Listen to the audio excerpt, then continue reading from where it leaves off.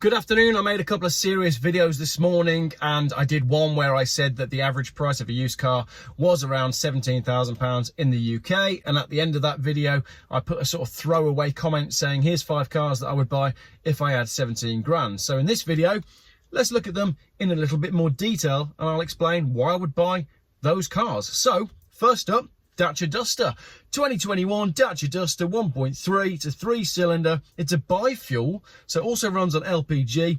It's done 5,500 miles and it's bang on 17 grand. I've always liked the Dacia Duster. I like the orange paintwork. I like that it's a bi-fuel, and I think that one will probably be fairly reliable. If you own a Dacia Duster, let me know in the comments what yours is like. But I've always been a fan. 99 horsepower.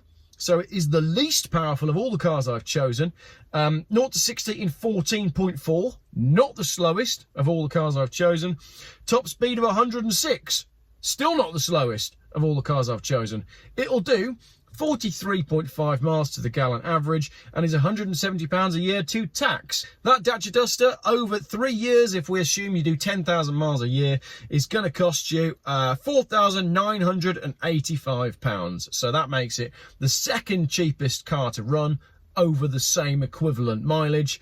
The cheapest is actually my car number 2.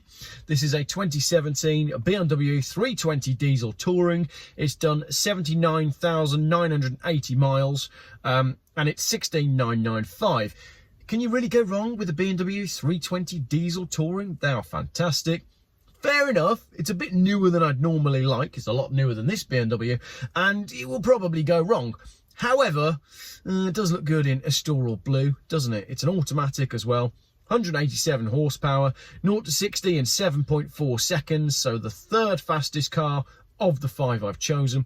Top speed of 140 miles an hour, 62.8 miles to the gallon combined, £180 a year tax. That's going to be 3,640 quid over 3 years and 10,000 miles a year. So the cheapest of the 3 is our big BMW.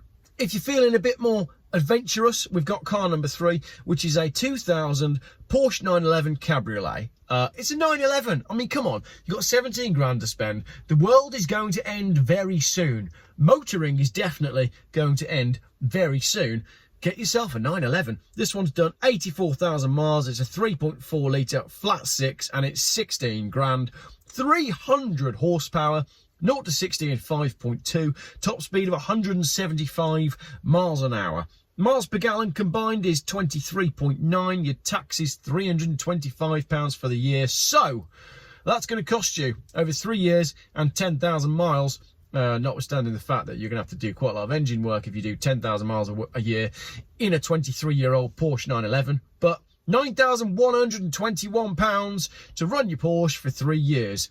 So that's 3 times as much, not quite 3 times as much as the BMW. Now, speaking of expensive to run, we have my car number 4, which is a Monaro. This is a 2006 Vauxhall Monaro 5.7 V8 Coupe. Always love these cars because it's basically a Holden. It's a big, powerful American brute with a Vauxhall badge on it. But I would have to get rid of the Vauxhall badge and replace it with a Holden one. £14,995, 28,000 miles, 349 horsepowers. 0 to 60 mile an hour in 6 seconds, top speed of 160 miles an hour, but 6-speed manual V8. Oh, miles per gallon, 18.5, tax, £695, meaning your total cost for 3 years, 10,000 miles per year with your tax, £12,609 on your Monaro. £3,000, more than £3,000 more than the Porsche. And yeah, 3 times the amount that it's going to cost you to run the Dacia Duster. And finally, my car number 5 is a true classic. It's a 1966 Ford Country Sedan. I have a real soft spot for big, full-size American station wagons, and that's exactly what this is. It's 15,950 quid on eBay. 7,000 miles it shows, but obviously that will have gone round the clock, but it doesn't really matter with a classic car like that. You're sort of buying it for what it is. Yes, fair enough, it's probably done 100,000 miles, but if it's working and reliable, Doesn't matter, does it? You just restore it as you go. Around about 150 horsepower. 0 to 60, it's the slowest car we have here at 14.9 seconds to 60 mile an hour. Top speed of 96. But at 96 miles an hour, you're going to be looking cool. Now, running costs, miles per gallon, 16.1. So it's the worst on fuel economy of the bunch. However, it's a 1966, so no road tax. Also no MOT. So if it's rotten, you can just carry on driving it. Not that I would recommend doing that. That means then, even though it's 2 miles to the gallon worse than the Monaro, over 3 years, 10,000 miles per year, it's only going to be, it's cheaper. It's actually cheaper to run than the Monaro. £12,093 compared to £12,600 for the Vauxhall Monaro. So there we go, £17,000 to play with. That's the cars that I would buy with £17,000. Let me know in the comments, which one was your favourite? Am I mental for choosing those? Which would you actually go for? Or is there anything that you found on eBay or Auto Trader or anywhere else that you would buy for 17 grand? And you can't say, Geoff, I'd buy a £1,000 Volvo and I'd pocket £16,000 change and have a holiday. That is what I would actually do. You know that that's what I'd do.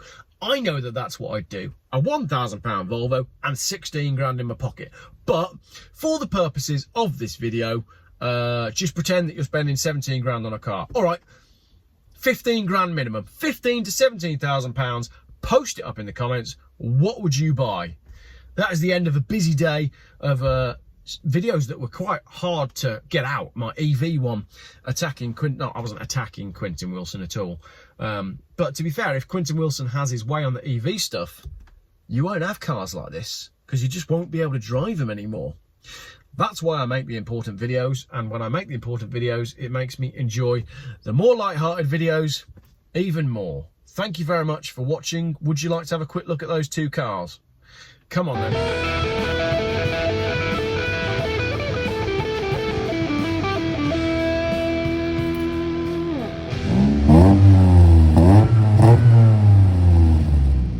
Geoff buys cars. Still, YouTube's most boring car and conspiracy and conversation channel.